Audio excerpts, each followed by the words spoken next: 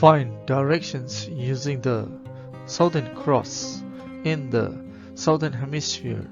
दक्षिणी हेमिस्फियरमा दक्षिणी क्रस प्रयोग गरेर दिशा पता लगाउनुहोस्।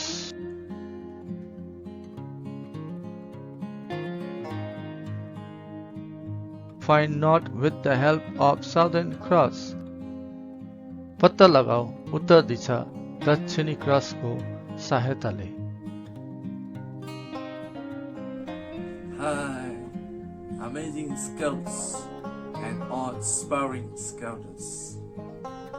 नमस्कार प्रतिभाशाली स्काउट्सहरू साथसाथै प्रेरणादायक स्काउटर्सहरू। Welcome. Today we will learn to find directions in Southern Hemisphere with the help of Southern Cross. स्वागत छ यहाँ सम्पूर्णलाई। आज हामी साउदर्न हेमिस्फियरमा साउदर्न क्रस द्वारा दिशाहरू पत्ता लगाउने छौं वा सिक्ने छौं।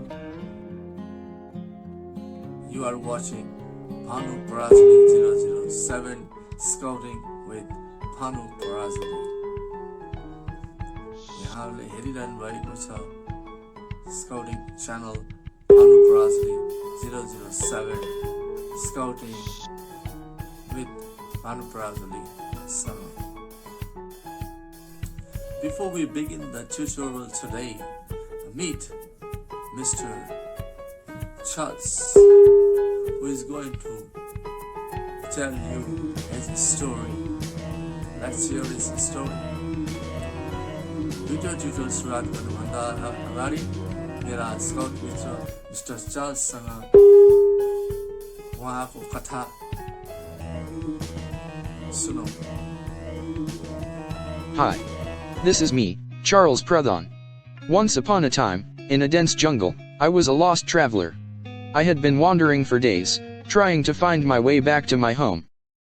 But no matter how hard I tried, I couldn't seem to escape the thick foliage. One night, as I set up camp beneath the stars, when I was a Boy Scout, I noticed a strange constellation in the sky. It was the Southern Cross, which I had heard was a helpful guide to find the true north. With renewed determination, I studied the stars, paying close attention to the position of the Southern Cross, and was able to be out my way of the jungle to home. From that day on, I guide myself on my adventures, never getting lost again in Southern Hemisphere. Here in the video tutorial, Mr. Bhanu Parajuli will help you know about Southern Cross and how to find out north direction with it. Thank you for listening my story. Thank you, Mr. Bhanu Parajuli. Now it's your turn. Thank you, Mr. Charles, for helping us to know how important it is to find directions with the help of constellations when we are lost. धन्यवाद छ mister चार्ल्सलाई। धेरै महत्त्वपूर्ण ज्ञानको कुरा आज हामीलाई उहाँको कथाबाट सिक्न पाएका छौं र हामी पनि यो विभिन्न नक्षत्रहरूको ज्ञान लिने छौं र त्यसबाट कुन कुन दिशाहरू कसरी पत्ता लगाउने भन्ने बारे सिक्ने छौं र हाम्रो यात्राहरूमा ती ज्ञानलाई प्रयोग गरी सकुशल आफ्नो वासस्थान फर्किने छौं। Let's start the tutorial video finding north with the help of Southern Cross and Southern Hemisphere. जाउँ tutorial video आज सुरुवात गरौँ Southern Hemisphere मा Southern Cross द्वारा उत्तर कसरी पत्ता लगाउने बारे।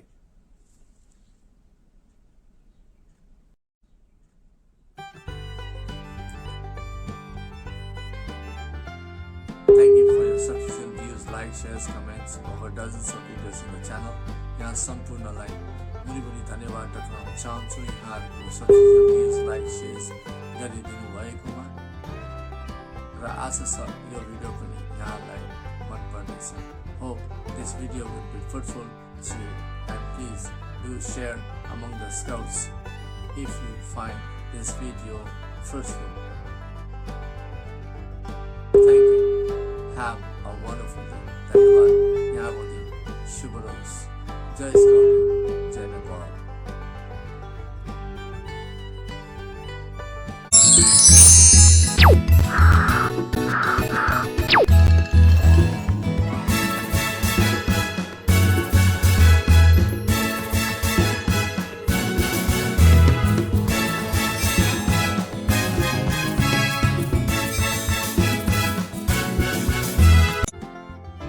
Find not in the Southern Hemisphere with the Southern Cross. पत्ता लगाओ उत्तर दिशा उत्तरी हेमिस्फियरमा दक्षिणी ताराको सहायताले. What is Southern Cross? दक्षिणी क्रस भनेको के हो?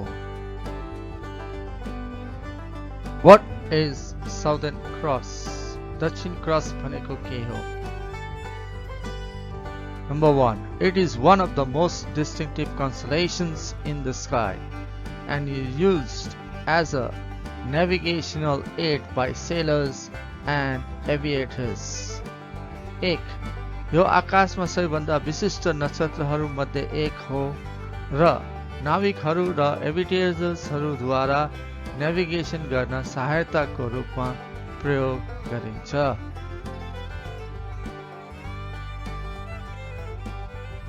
Number 2. The constellation is made up of 4 bright stars that are arranged in the shape of a cross. Number 2. नक्षत्रमा 4 वटा चम्किलो ताराहरू मिलेर बनेको हुन्छ जुन क्रसको आकारमा व्यवस्थित हुन्छन्. Number 3. The Southern Cross, also known as Crush, is a constellation that is visible in the evening sky in the Southern Hemisphere. Number 3.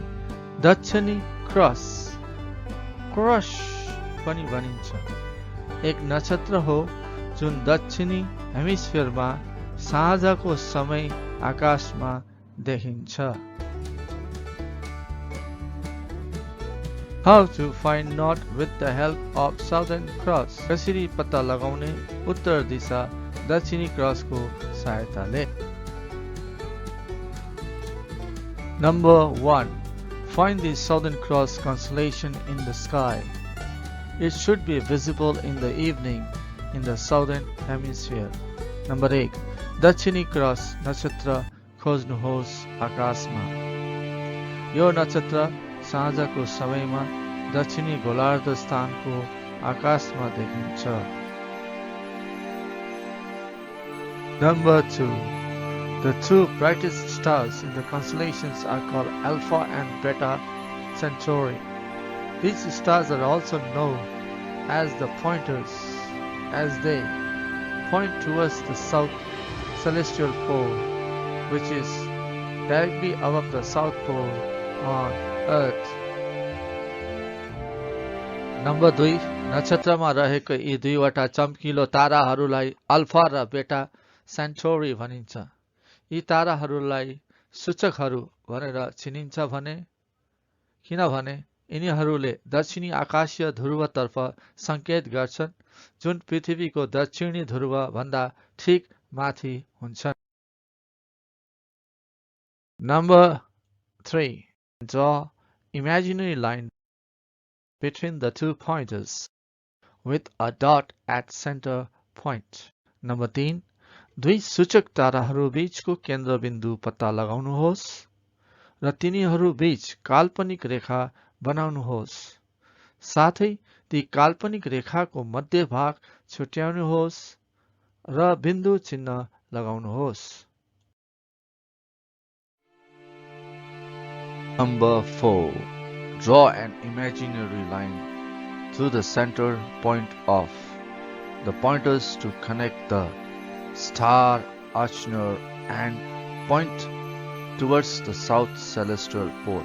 Number 4 सूचक ताराहरूका मध्ये बिन्दुबाट दक्षिणी आकाशीय ध्रुवतर्फ आच्छ्न तारासम्म काल्पनिक रेखासम्म लानुहोस्।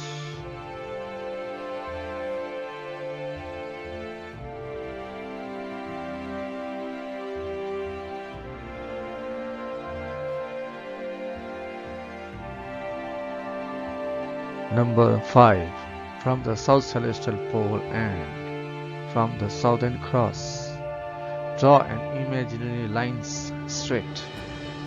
Will meet at a point, then draw imaginary line from the point down to the horizon. This line will point south.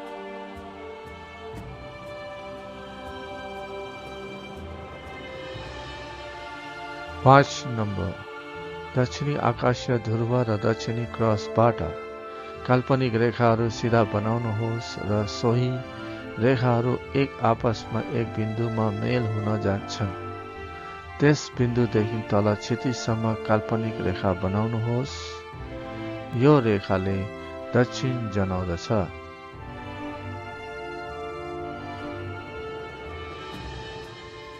Number 6. Now to find the north direction.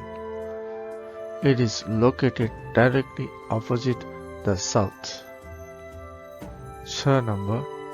अब उत्तर खोज्नको लागि दक्षिणको ठिक विपरीत दिशा उत्तर हुनेछ। Note, the north lies 180 degrees of the south. Note, उत्तर दक्षिण दिशाको 180 डिग्रीमा अवस्थित हुनेछ।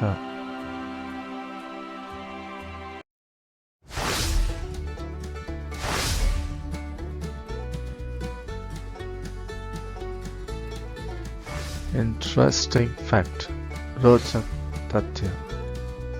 Number 1.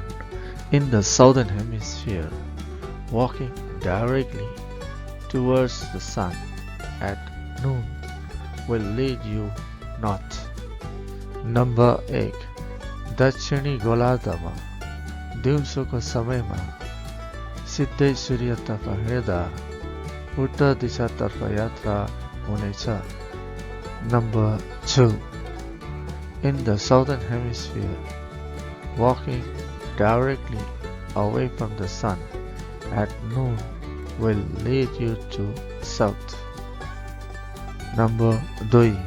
दक्षिणी गोलार्धमा दिउँसोको समयमा सिधै सूर्यबाट टाढा वा विपरीत तर्फतिर हेर्दा दक्षिण दिशातर्फ यात्रा हुनेछ।